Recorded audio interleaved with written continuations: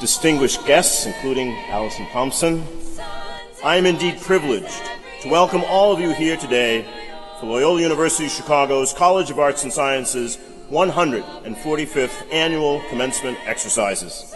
Reverend President Alison Thompson's tireless dedication to helping those in need, along with her advocacy on behalf of women's rights, and her commitment to encourage and inspire people to give back to the world are consistent with Loyola's educational mission and Jesuit heritage. She has dedicated her life to being of service. In the Jesuit and Catholic tradition, she has proven to be a true person for others, a living representative of cura personalis, care of the entire person. Therefore, I recommend the degree of Doctor of Humane Letters, honoris causa, be conferred upon her. I confer upon you the degree for which you have been recommended, Doctor of Humane Letters, honoris causa. Congratulations, Dr. Thompson.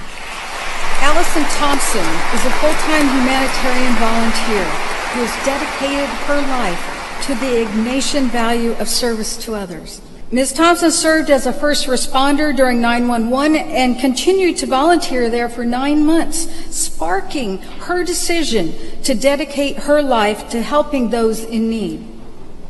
She has run internally displaced persons camps following the 2004 tsunami in Sri Lanka and the 2010 earthquake in Haiti. She also founded the first Tsunami Early Warning Disaster Center in Sri Lanka and created Third Wave Disaster Aid Command Center following Hurricane Sandy in New York.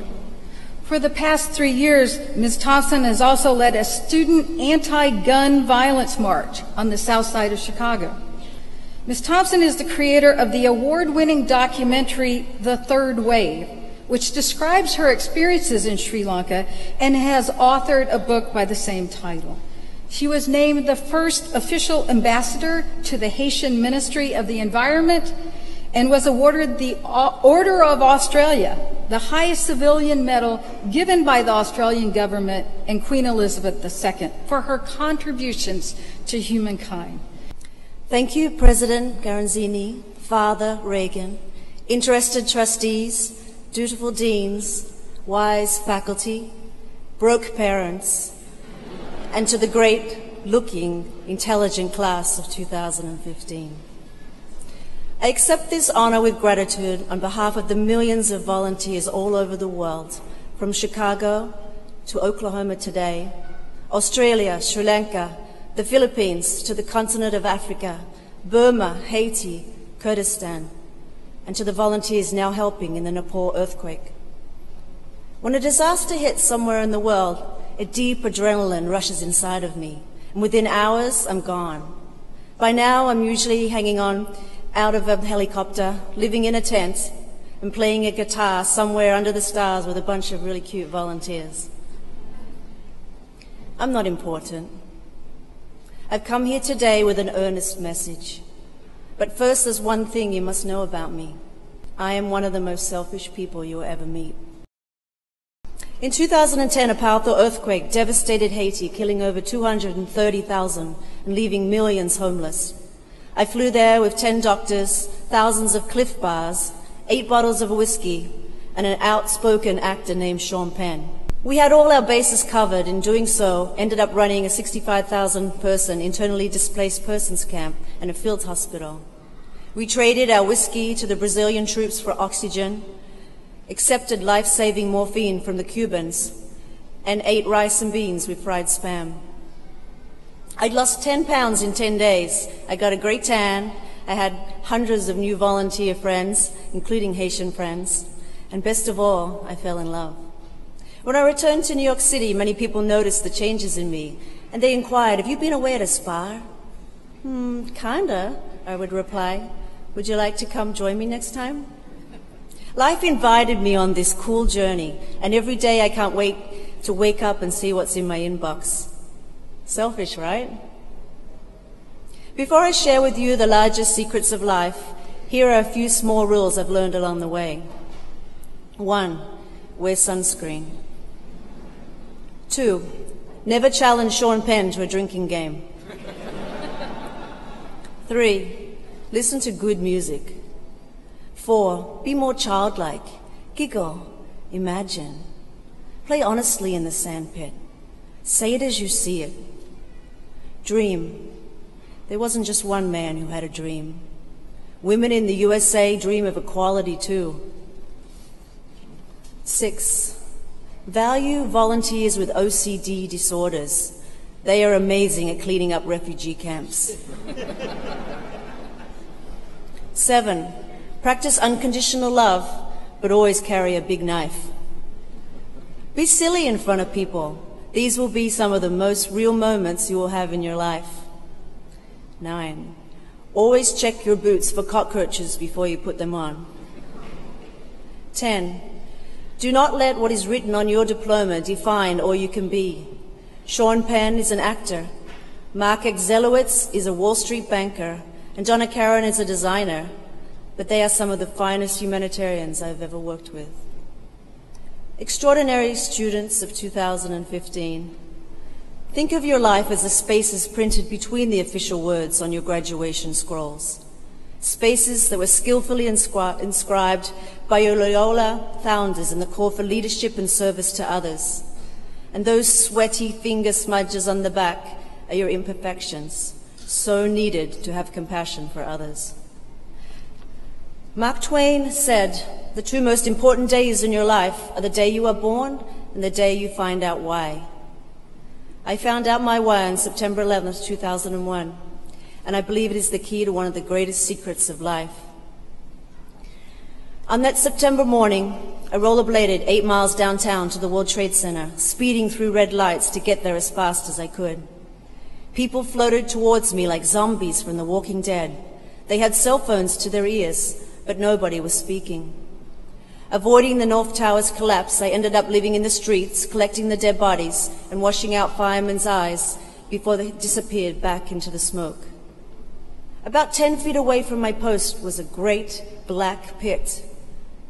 It was as though Satan had risen up out of the earth and scorched everything in its path. I stood standing at Dante's gates of hell. Abandon all hope, ye who enter here. What to do? On my way down to Ground Zero, I had prayed that it was my time to die, then I was ready. I'm not a morbid person, and I had lived a accomplished life. So in accepting my death, I felt no fear at all.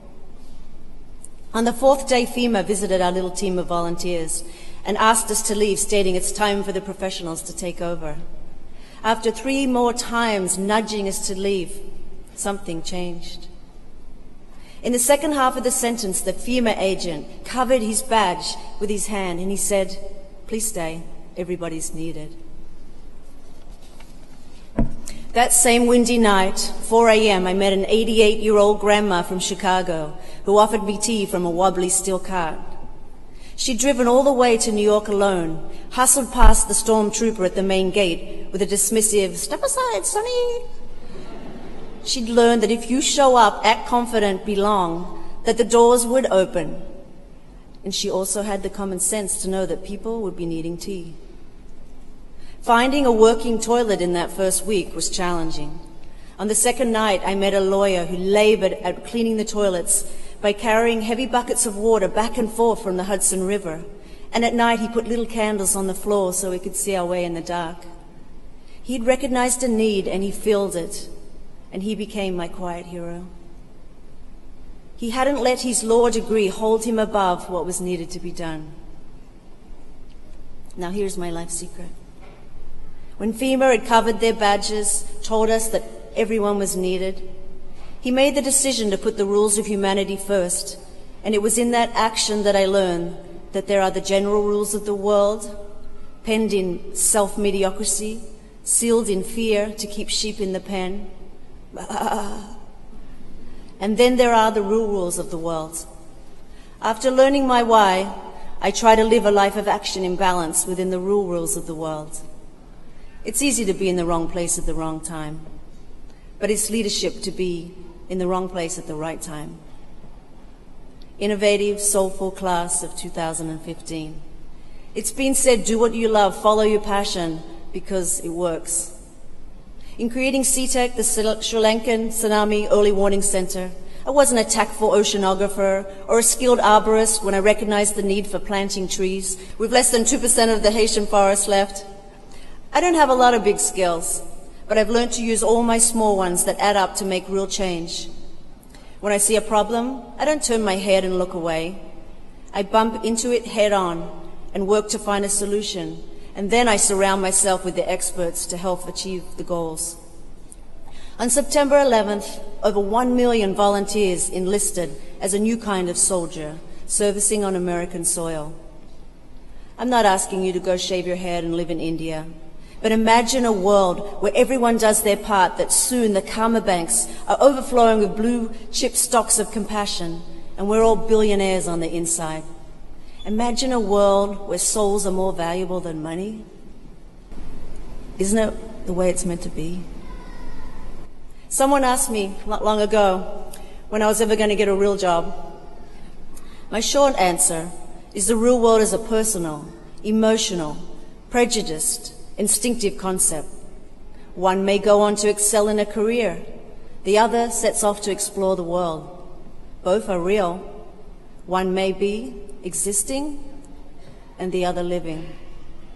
The real world is exactly what each individual makes it, not what the masses expect we should do.